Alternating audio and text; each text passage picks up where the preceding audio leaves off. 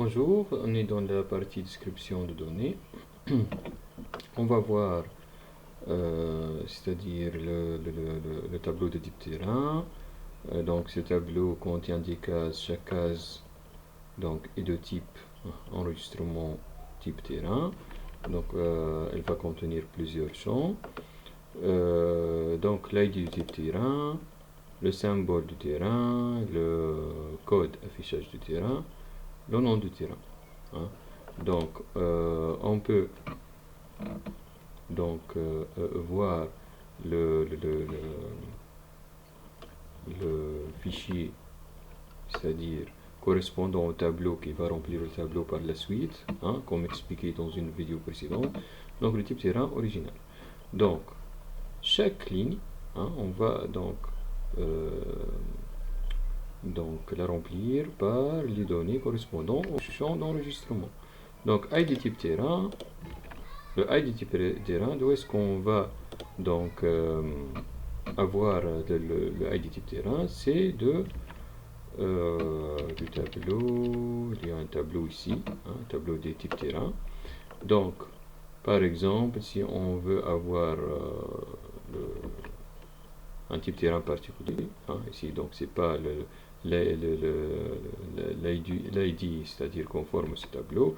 Donc si on veut avoir par exemple, si on veut être conforme à ce tableau, donc l'ID du terrain plat c'est 6, donc on va avoir 6 ici, donc c'est un exemple aléatoire, c'est pas un exemple réel, c'est-à-dire donc c'est l'ID. Donc si on veut par exemple forêt, donc on va chercher forêt, forest, donc c'est l'ID 7, c'est ça.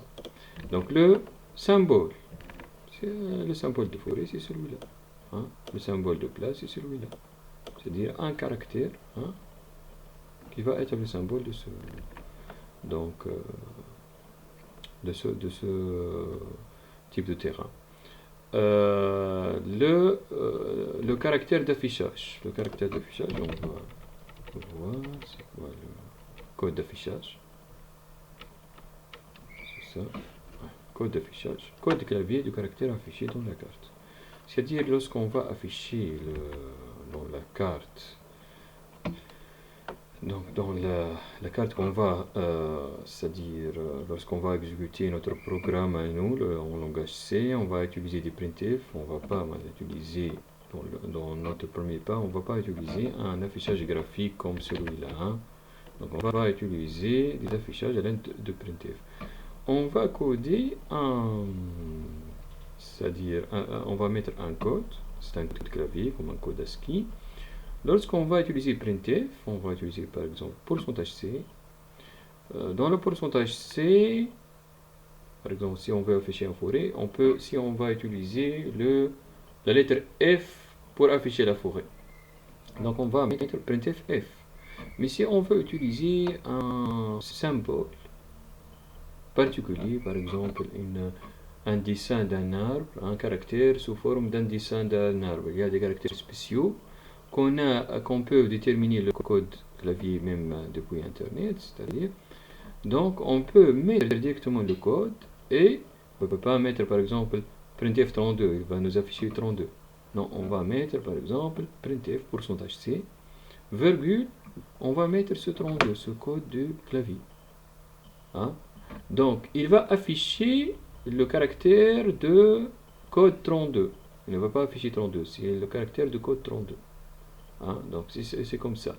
Donc c'est pourquoi je vous ai donné le fichier, parce que vous ne pouvez pas, dans vos premiers pas, déterminer ces codes. C'est-à-dire, donc j'ai cherché des codes qui ressemblent par exemple à un caractère spécial qui ressemble à un arbre, un caractère spécial qui ressemble à une montagne.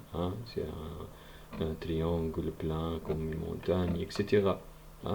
Un caractère qui ressemble à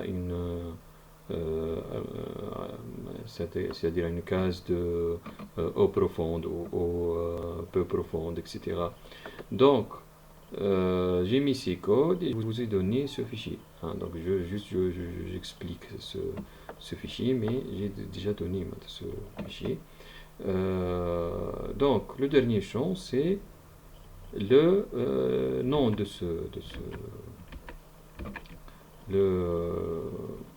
c'est ça, c'est pas ça.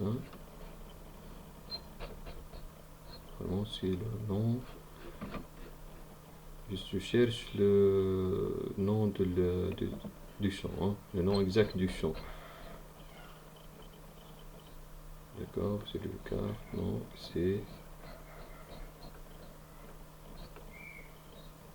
type terrain.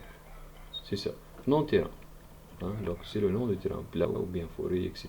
Hein. Donc c'est ça. Hein. Donc dans notre cas, on a 17 types de terrain, hein, dans le tableau ci-dessus.